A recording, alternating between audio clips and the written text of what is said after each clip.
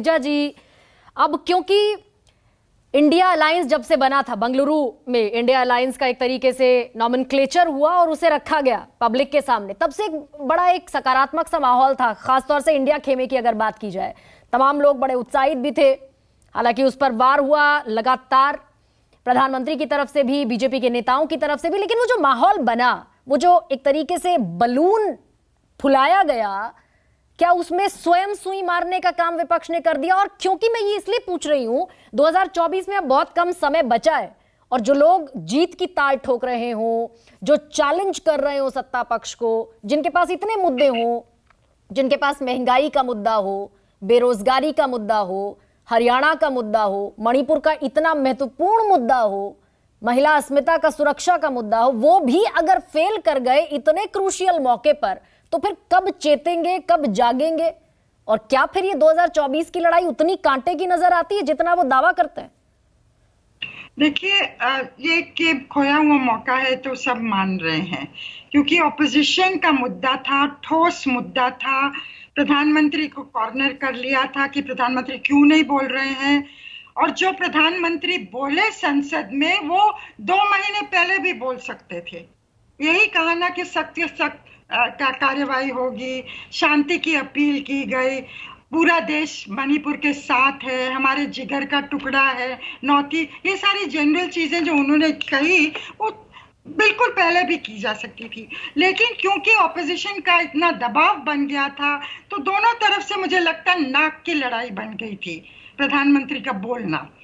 तो और फिर अविश्वास प्रस्ताव लाने का मतलब है कि किसी भी मुद्दे पर बहस हो सकती है, सिर्फ मणिपुर तक सीमित नहीं था।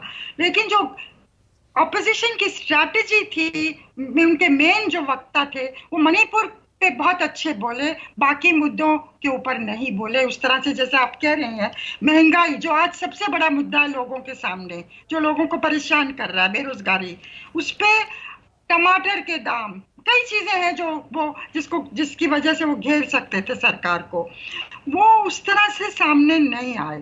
और मुझे लगता है कारण है, और ये भी करना, ये जो गलती की कि एक तो वॉकआउट किया, ये भी हो सकता है भाजपा के रणनीति का हिस्सा हो कि प्रधानमंत्री 1.5 घंटा मणिपुर पे नहीं बोलते, और जैसे ये लोग नाराज होते हैं, हो सकता है एंटिसिपेट किया हो भाजपा के नेताओं ने कि जरूर ऐसा कुछ होगा।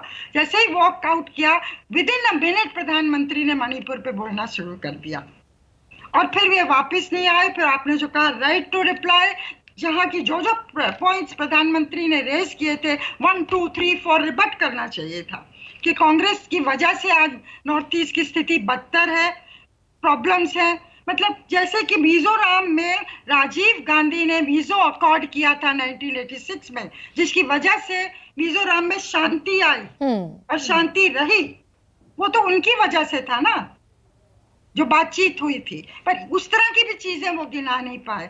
तो मुझे लगता है जो सामने आ रही है चीज, वो है कि विपक्ष की उस तरह की लीडरशिप नहीं है लोकसभा में जिस तरह के राज्यसभा है।